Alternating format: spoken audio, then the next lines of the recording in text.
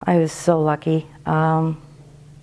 If I would have been anywhere by myself, I probably wouldn't have made it. The doctor said. The doctor, in fact, told me I had an angel on my shoulder that day.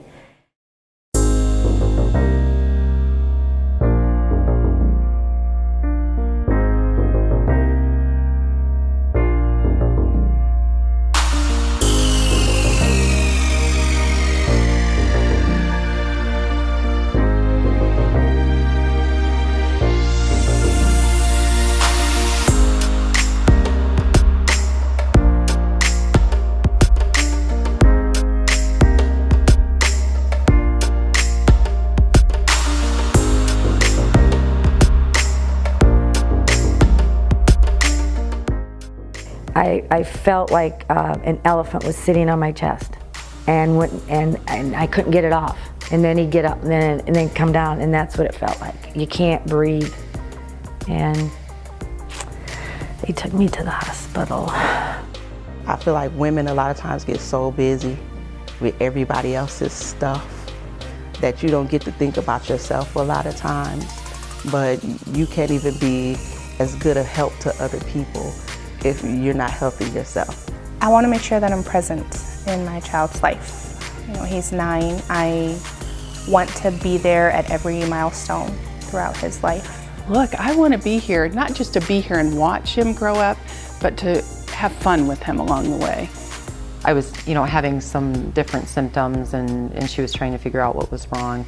And she tested my blood sugar, thyroid, a variety of other things. We looked at my weight and my body mass index and that sort of thing. And when we discussed the results, everything was just below the danger zone. And I was relieved, and I said, oh, that's really good. And my doctor said, actually, that's not good. This is basically in the range of pre-diabetic.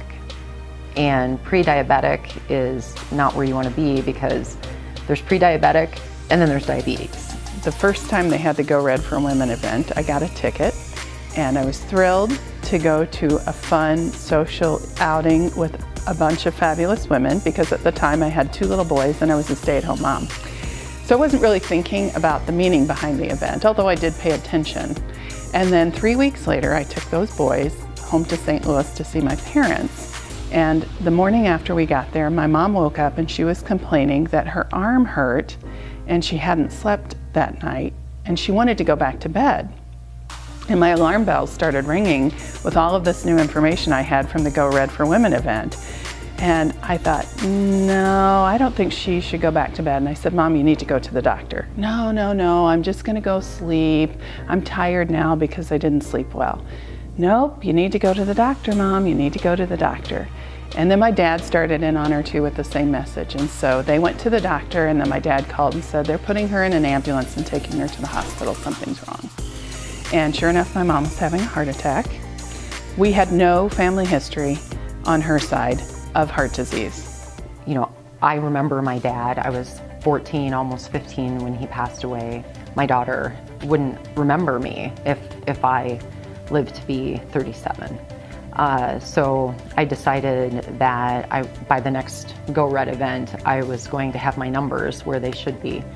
And it was a big wake-up call. And so I've been really grateful to the Go Red movement ever since then for the education it provides to women about how our symptoms are different, how we just need to maybe take care of ourselves and be more assertive with our physicians as well. I did go to the doctor, but she kind of diagnosed me with something besides heart disease. So a month later, I had my heart attack. What this movement is doing, it's for women, it's by women, and it's making a big difference. And I know that it's not going to be very long before those numbers come down and heart disease and stroke are not the #1 killer anymore. And that's going to be a really big day. And I think at that point, and we can already say it's because of what we're doing with and for each other that's making this huge difference. So we're educating each other, we're advocating for each other, and really helping other women come along on the journey. I actually ended up reducing my body mass index by 9 points. Habits are hard to change. And I've really honed in on it the last few months, been able to lose 15 pounds, incorporate more movement in my life, and just make a lot of smarter choices. you get into the habit of not really even so much cooking at home no more, but you eat out a lot. I know it's not easy to go to the gym. I know what it feels like to be a single parent and have a certain budget and only being able to purchase certain things.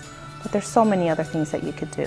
You could walk your child to school if it's not that far. You could, you know, just on the weekend, if you have a pet, just going around the block. I've learned how to garden because I feel like I need to give my kids something. And so I learned how to grow my own vegetables.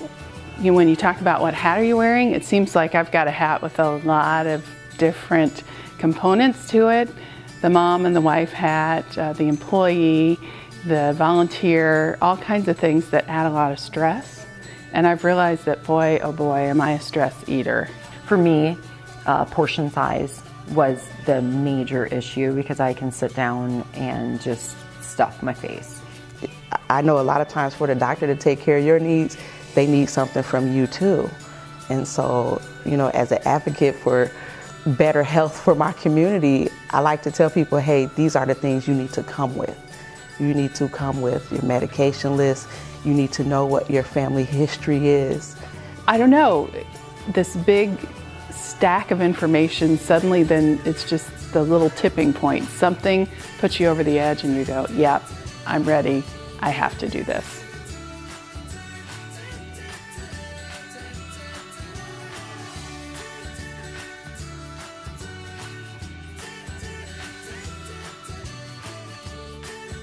Take care of yourself. Exercise, eat right, have fun, don't stress out. Life's too short for that. Stress is a big part of it. And just enjoy this life.